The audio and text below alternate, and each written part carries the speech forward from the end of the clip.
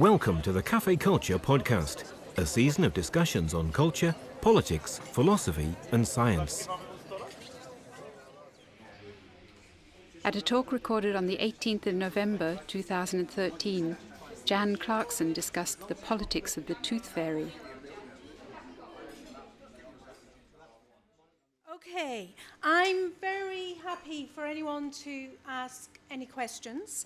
As Jenny said, I wanted to be a dentist for a long time, and it was probably around the age of 11 that it started. And at school, I was called Dracula. And I was called Dracula because I had buccally placed canine teeth that, when I smile, protruded over my bottom lip. I had a particularly ugly school uniform, flat shoes, long white socks, all-round pleated skirt, and my life was miserable. Sorry? A full moon. Well, you're in the right place. Absolutely. And it was when I went to the dentist, and the decision was to extract these teeth, and all of a sudden my life changed. I smiled, I felt happy, and I thought, if it is that easy to change someone's life, that is what I want to be. This was sort of like early teenage years, and during the sixth form, maybe because I wasn't called Dracula anymore, I was invited and went to too many parties. And the consequence of that was I failed my A-levels. And so I should have gone to Leeds to do dentistry, but I didn't want to repeat my A-levels and move away from home, so I came to Newcastle. And I came to Newcastle and did a physiology degree, and as Jenny said, that's when I met her. Towards the end of that degree, people were saying, well, what are you going to do now? And I said, oh, I don't know. And they said, well, you wanted to be a dentist. Oh, it's just not going to happen. I said, well, why don't you go and find out? So I saw the dean of medicine, and he said, no way will you get into dentistry. So I thought, right, I will show you. And so I got into dentistry at Newcastle. I had lied at my interview. My family are from a very small mill town in Lancashire. My father had retired. I'm the first of our family to go to university, so there wasn't money. So I'd had a full grant for 3 years, and I lied, saying that I could fund myself. And when my tutor found this out, she got me a job. So I became a cleaner of the dental school. So in the mornings, from 6 till 9, I would wear a green uniform and change into a white one for during the day. And what that meant was that you found out who had the most exciting lives because of what they left in their bins. And really that is what took me on an incredible journey in dentistry and in pediatric dentistry. But really my passion for research came from having failed my A-levels and done a physiology degree. Now, how many of you enjoy going to the dentist? How many of you are dentists? So we've got one dentist, okay, one person who enjoys going to the dentist. How many of you put your teeth underneath the pillow expecting the tooth fairy to come? All of you. And really the tooth fairy, I think she's politically, she's on her own. She's not like Santa Claus, who's got many elves and reindeer around. The tooth fairy is a loner. And she's a European invention. And there are all sorts of stories around what she does with her teeth.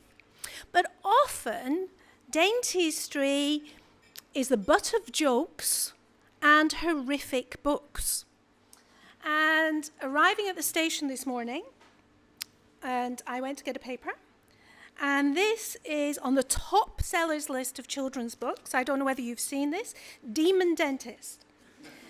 And prologue. Darkness had come to the town. Strange things were happening in the dead of night.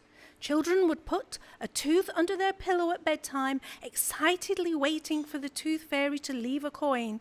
And in the morning, they would wake up to find something unspeakable. Slugs, live spiders, and hundreds of earwigs. Now, this is a really scary story because this young boy, at the age of 6, is having a dental extraction, and the dentist couldn't do it. The nurse pulls onto the dentist. The family start pulling and pulling. And it was a horrific event. And he then swears he will never go back. And he doesn't. And he meets this lady here, the demon dentist, who changes his life. Now, my grandmother, for her wedding present, had all of her teeth extracted. That was the greatest gift that could be given to her husband, was to remove the problems that she would inevitably have with her natural teeth. And the toothache, have you ever had toothache? Yes, so you've experienced toothache. So in sort of like 5000 BC, it was believed that there was a tooth worm. In Mexico, you would eat hot chilies. Egypt, you would fill it with wax and oil and put a burning hot probe in to burn it. In Rome, there would be fumigation. And it's incredible, all of the stories of how toothache could be treated. But the early dentists, certainly in the UK, were the barbers. And dentistry as a profession didn't come about until, well, I think the sort of like the General Dental Council, it was 1920s. So we were a profession of barbers. And what would happen is the barbers would go round to the fairs and pitch up and advertise dental extractions. Usually they would have a live band because that would disguise the screaming that would take place. And they were sort of like charlatans in that sense. And there were horrific stories of how dentistry evolved. But the first dentures to replace these extracted teeth were in the Etruscan times, and incredibly ornate and delicate things created with the teeth that had been extracted that were drawn together with gold rope or wire. And then eventually sort of like the whole history of dentures and the replacement of these extracted teeth came about. But in Elizabethan times, dentistry was responsible for the first ever transplants. Because what would happen, sort of like, now hold on, is it Francis Drake or Walter Raleigh? Who brought the sugar? Is it Raleigh? So, brought in the sugar. So the rich people were eating the sugar. So their teeth were rotten. And what you would do is you would go and sit down. Your rotten tooth would be extracted. There would be a poor person who had brilliant teeth who would sell the same tooth. It would be extracted and transplanted into the socket. If it didn't fit, the next person would come along, have their tooth extracted, and the tooth replanted. Now, I don't know, have any of you seen Les Miserables? And that is what happened to, I think it's called I haven't seen it. Francie. So in order to get money, she first of all has her hair cut, then she has her teeth taken out. And so it was a real commodity. Now, Elizabeth I, because of the sugar that had been brought in, and she had a particular sweet teeth, she had terribly rotten teeth, but she was incredibly scared of having teeth extracted. So what happened was the Bishop of London agreed to show her how painless and okay it was. And he apparently didn't have that many teeth left anyway, but he had one specially extracted in front of Queen Elizabeth. to show her that it would be okay. But then she was most concerned about her appearance. And gradually, she would not go out without her mouth being padded. And she didn't have access to dentures that would work. They were sort of like constructed, or maybe they would have springs, but they were uncomfortable, impractical things. And that carried on really through Victorian times. And you've probably heard the expression to eat like a bird. And then people wouldn't eat at the dining table, particularly the women, because they would eat in their bedrooms, having taken their false teeth out. And then when they got to the table, they would just pick at little bits of food. Now, Napoleon and other leaders, and Elizabeth I is similar.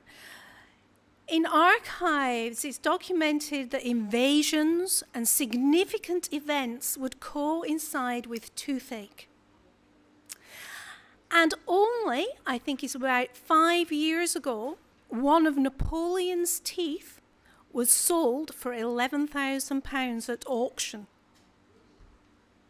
And Napoleon had a terrible time, particularly after he was in exile in St. Helena, and the stories of the dentists who came to help him out.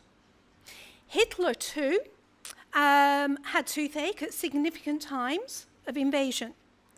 And why we know this is after the war, his dentist was interrogated. And in the US, there is an archive of the stories of Hitler's dentist. And the dentist, rather than commenting on his approach to war, would say what a bad patient he was. He didn't brush his teeth. He failed appointments because it was more important to invade somewhere. And he had 2 bridges that were very delicate structures. And his dentist tried to persuade him to have a plate put in, but he refused. And he refused because he thought he may speak differently. Now, this happened to Churchill. Churchill, not because he didn't look after his teeth, but he had an accident as a youngster, and he had a plate, a gold plate, his upper anterior teeth. And he was having trouble, and sort of like there are theories of would his war speeches have sounded as rallying as they did if he'd been lisping because of his lack of denture. Now, dentistry, I think, has been involved in significant events in medical science and evolution. Laughing gas, or nitrous oxide, was a recreational drug. And it was an American dentist who went to a lecture to see a demonstration of nitrous oxide. He noticed that the person banged their shin but didn't feel any pain. And he wondered whether or not it could be something he could use to take teeth out. So the following day, so he did a bit of an Elizabeth I event. He took the nitrous oxide and got his friend to take a wisdom tooth out.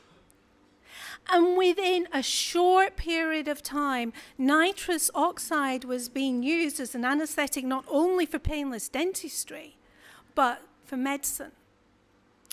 But other issues and medical interventions have not been so readily adopted.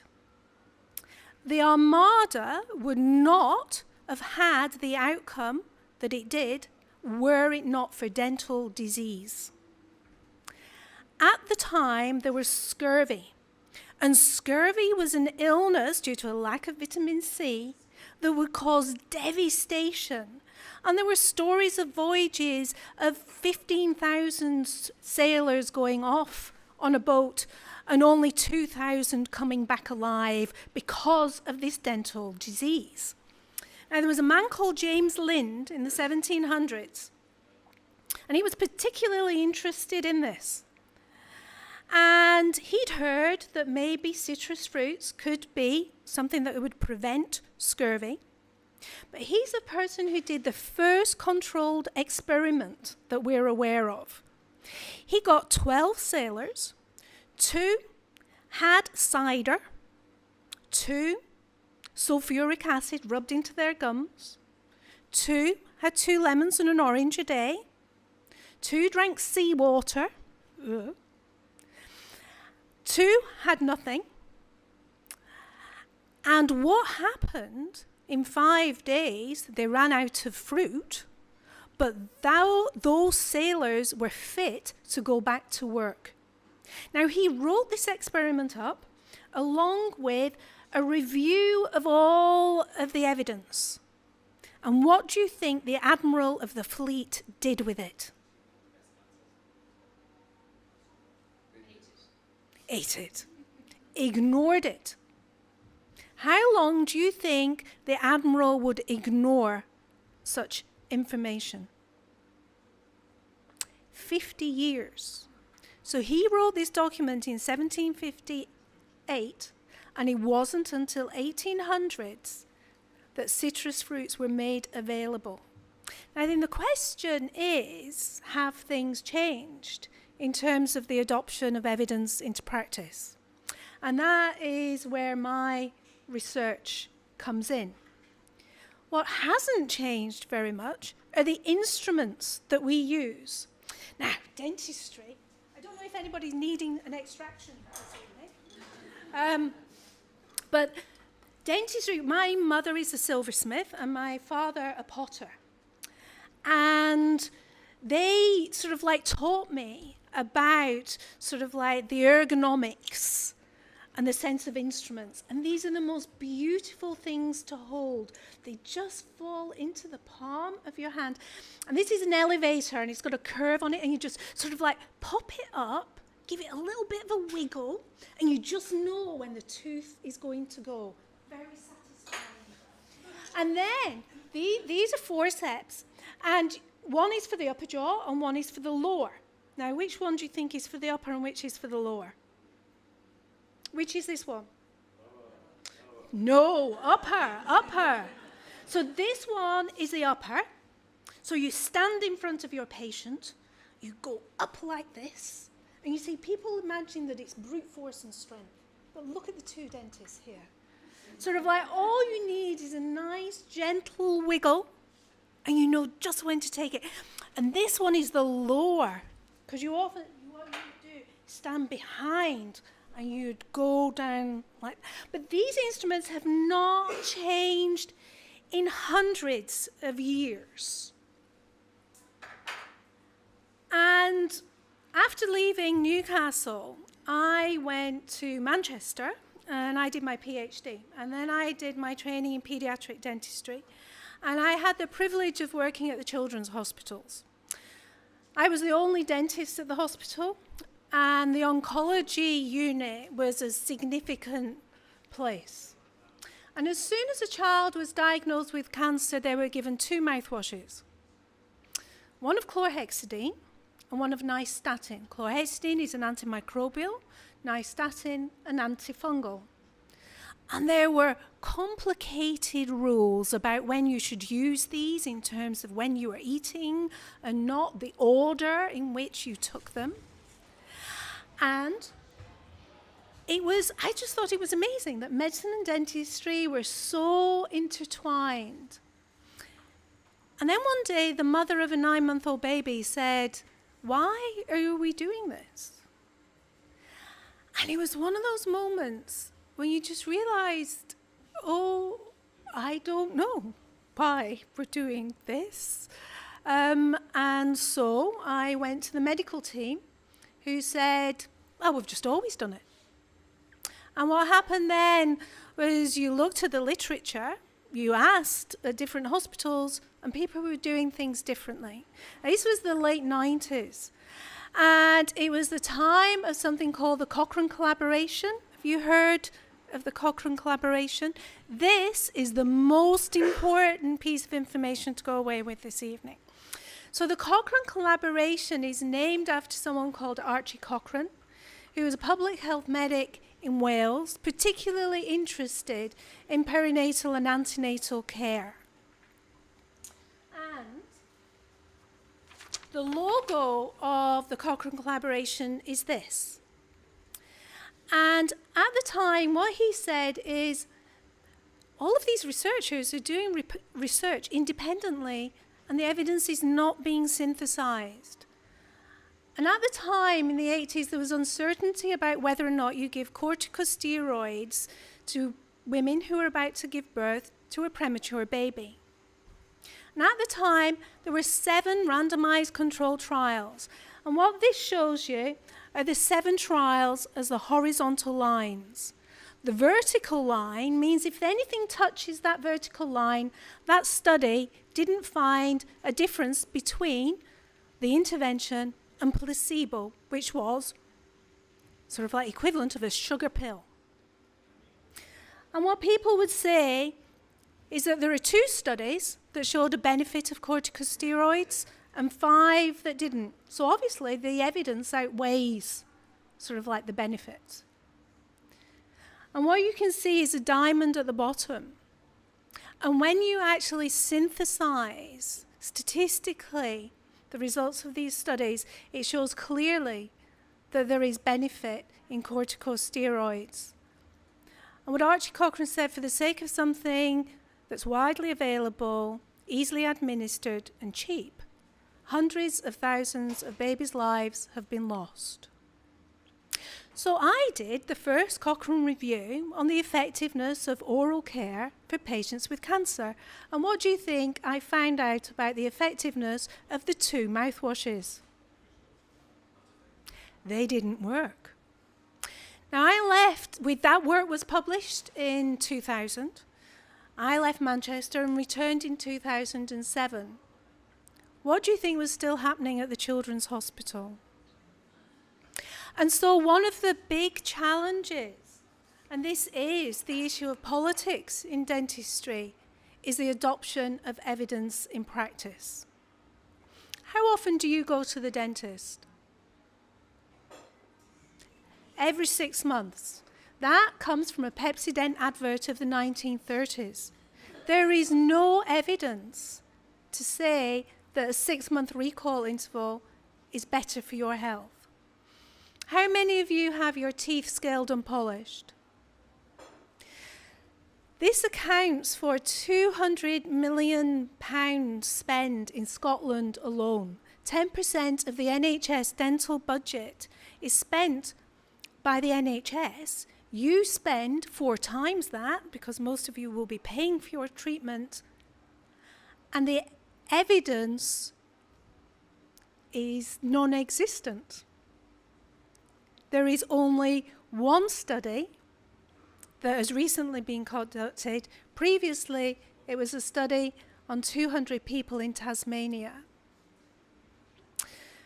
The other issue is whether or not children's deciduous or primary teeth should be filled or left when decay is present. And this again is a fundamental question for which we do not have an answer. So the work that I'm involved with, not only taking forward the Cochrane Oral Health Group, is I'm in charge of 3 multi-million-pound trials that are being conducted across the UK. And why I am in Newcastle is because of meetings with some of the Newcastle researchers. And across the UK, over 200 dental practices are recruiting over 6,000 of their patients to take part in 3 studies that are going to address the questions of how often should you go to the dentist? Does a scale and polish do any good? And should you fill children's teeth? So in terms of the politics of the tooth fairy, my daughter is now 14. She really did believe in the tooth fairy. And I think Jenny will remember when she comes to stay, Shona would write little notes to the tooth fairy. There were even messages, tiny writing on the wallpaper. But what I would say to her is the tooth fairy, what she would do with your tooth, she would take it up to the sky, and you each have a star. And gradually, as you lose all of your baby teeth, your star gets bigger and bigger. And no matter where you are in the world, it will always show you the way home. And actually, dentistry and my career in dentistry has been a bit like that journey of the tooth fairy. But dentistry's got to get its act together, because particularly now with fiscal challenges, the NHS will no longer support treatment for which there is no foundation of sound evidence. And so politically, in dentistry at the moment, it's a very exciting time. Thank you very much.